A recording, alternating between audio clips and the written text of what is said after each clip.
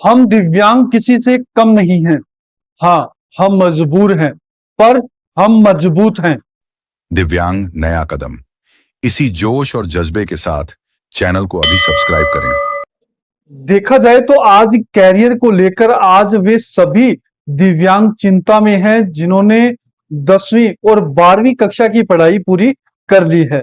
क्योंकि इन दोनों कक्षाओं के बाद हर व्यक्ति के दिमाग में यही रहता है कि अब हमें आगे क्या करना है, कौन से ऐसे कार्य क्षेत्र हैं जिनमें हम लोग जा सकते हैं, ऐसा कौन सा हम लोग स्ट्रीम चुने। जैसे कि 10वीं जिसने अभी अभी की है या 10वीं पास है, क्योंकि जिस भी युवा ने अभी अभी 10वीं पास की है तो उसके सामने एक यह असमंजस बना रहता है कि वह अब या तो आर्ट्स से 11वीं करे या वो साइंस ले या वो कॉमर्स ले। और ऐसा ही चैलेंज ऐसे युवाओं के सामने रहता है जिन्होंने 12वीं कक्षा पास की है, चाहे उन्होंने आर्ट्स से की है या साइंस से की है या कॉमर्स से की है।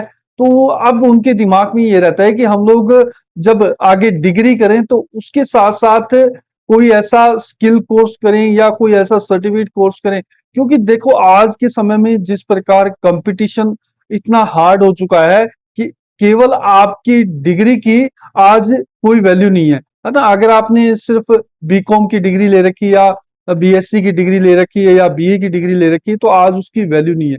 अगर आपके पास कोई एक्सपीरियंस नहीं है तो आज आप आगे अगर अपना कैरियर चुनते हैं तो आपको काफी दिक्कतों का सामना करना पड़ता है।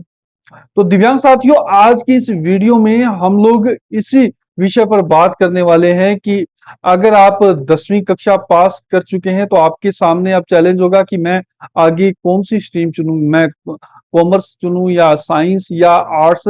और अगर आप 12वीं कक्षा पास कर चुके हैं तो आपके सामने अब यह चैलेंज है कि मैं डिग्री के साथ ऐसा कौन सा स्किल कोर्स करूं। तो दिव्यांग साथियों, अगर आपके मन में भी ऐसा ही सवाल है, अगर आप भी इसी असमंजस में हैं तो आज की यह वीडियो आपके लिए बेहद ही खास होने वाली है, क्योंकि आज हम लोग इसी विषय पर चर्चा करने वाले हैं। दिव्यांग साथियों, आज की यह जो वीडियो है मैं एजुकेशन पर्पज से बना रहा हूं, क्योंकि मेरा मकसद है कि ऐसे युवाओं को गाइड करना। क्योंकि काफी बार ऐसे एसएमएस आते हैं, कमेंट्स आते हैं, कॉल आते हैं, क्योंकि दिव्यांगों की जो फिजिकल कंडीशन है, ऐसी कंडीशन में वो लोग ये चाहते हैं कि हमें ऑफिस वर्क की कोई जॉब मिल जाए, है ना। कोई हमें क्लर्क की या कोई भी ऐसी एलडीसी की जॉब मिल जाए, है ना, जहां हमें ऑफिस में ही वर्क करना पड़े, हमें बाहर ना जाना पड़े। क्योंकि दिव्यांगों की जो फिजिकल कंडीशन आप भी जानते हैं, मैं भी जानता हूं कि वो बाहर जाकर काम नहीं कर सकते।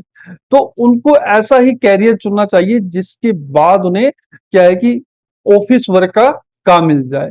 तो दिव्यांग साथियों, हम लोग वन बाय वन करके बात करते हैं। सबसे पहले हम लोग ऐसे युवाओं के बारे में बात कर लेते हैं जिन्होंने अभी अभी 10वीं कक्षा पास की है और उनके दिमाग में यह है कि अब हम लोग कौन सी फील्ड चुने, यानी कि हम लोग आर्ट्स से 11वीं 12वीं करें या कॉमर्स से करें या साइंस से करें, है ना। तो वे अभी असमंजस में हैं।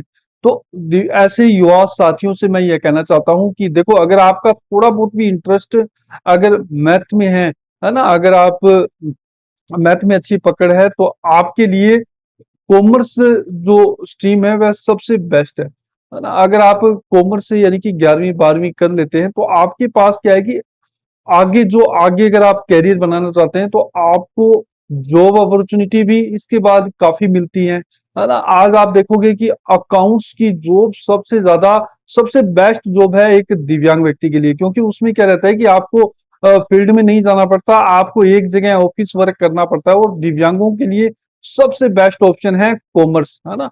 तो अगर आपकी थोड़ी बहुत भी इंटरेस्ट है मैथ में और बाकी आप थोड़ी सी मेहनत करेंगे तो आपका इंटरेस्ट बन जाएगा। और कॉमर्स इतना हार्ड सब्जेक्ट भी नहीं है ना। आप थोड़ा सा इसे समझेंगे तो आप अच्छी तरह से इस सब्जेक्ट को पढ़ पाएंगे। तो मेरा मानना तो यही है कि अगर आप 10वीं पास कर चुके हैं तो आप 11वीं 12वीं में कॉमर्स ले लें, क्योंकि आगे इसमें क्या ऑप्शन काफी है। और दिव्यांगों की जो मतलब की जॉब है, जो भी अगर वो बैंक में जाना चाहें या कोई कलर की नौकरी देख रहे हैं, है ना, कोई भी एसएससी के एग्जाम, तो उसमें क्या रहता है कि ज्यादातर कॉमर्स स्ट्रीम मांगा जाता है ना। जितनी भी ऑफिस की जॉब रहती है, तो अकाउंटेंट के आज काफी अच्छे ऑप्शन है ना। तो ऐसे दिव्यांगों को कॉमर्स करनी चाहिए। अब हम बात करें कि जैसे अब वो 10वीं के बाद 11वीं 12वीं कॉमर्स से कर लेता है, उसके बाद जैसे अब वो आगे डिग्री करेगा तो बीकॉम करेगा, है ना? तो उसने क्या करना है कि जब 3 साल का जो डिग्री कोर्स रहता है बीकॉम का, तो उसके साथ साथ उसने जैसे ही फर्स्ट ईयर में एडमिशन लिया, तो उसके साथ ही उसने टैली प्लस जीएसटी का कोर्स करना है ना, पार्ट टाइम, जैसे कॉलेज के आने के बाद उसने 1 घंटा, है ना, कोर्स करना है। तो उसमें उसने क्या सीखना है? Tally plus GST. यानी कि ये जो सॉफ्टवेयर है, ये जो टैली का है ना, तो ये जैसे आप कॉमर्स से डिग्री ले रहे हो, तो उसके साथ साथ आप जैसे टैली और प्लस जीएसटी सीख लेते हो, तो इससे क्या रहेगा कि आपकी जो डिग्री है वह उसकी वैल्यू और अधिक बढ़ जाएगी। क्योंकि आज जहां भी हम लोग जॉब के लिए जाते हैं, तो वहां आपसे एक्सपीरियंस पूछा जाता है कि आपको एक्सपीरियंस क्या है। तो जैसे आप डिग्री के साथ इसका भी आप नॉलेज ले लोगे, तो आगे जब भी आप अकाउंट की कहीं जॉब करोगे, तो आपको क्या है कि इसमें और अधिक सपोर्ट मिलेगा। तो आपने क्या करना है, फर्स्ट ईयर में जाते ही टैली, जीएसटी प्लस इसके साथ साथ अगर आप एडवांस एक्सेल सीख लेते हो, एमएस ऑफिस लेते हो, पावर पॉइंट कर लेते हो, कोई है ना, साथ में ऐसा कोई कंप्यूटर कोर्स कर ले, तो उससे क्या है कि आपकी डिग्री की वैल्यू बढ़ जाएगी।